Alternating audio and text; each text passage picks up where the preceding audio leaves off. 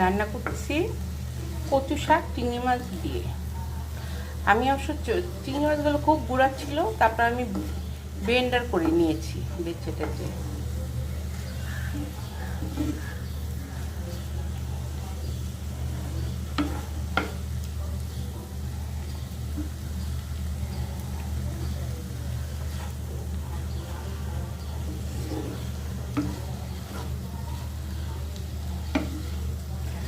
আসলে খুবই অল্প, কারণ আমার গাছ নতুন গাছের কচু শাক, খুবই অল্প পরিমাণ হয়েছে, তাই একটু রান্না করলাম।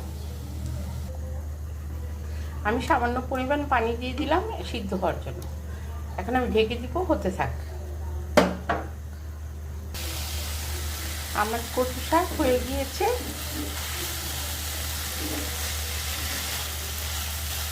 লবণ টবণ হয়ে গেল। এখন আমি চুলাটা বন্ধ করে দিব, ভাজা ভাজা হয়ে গেল। কেমন হয়েছে আমার গাছের অল্প কিছু কচু শাক আমি রান্না করলাম। যদি ভালো লেগে থাকে তো সুন্দর একটা কমেন্ট করবেন। ধন্যবাদ। আল্লাহ হাফেজ।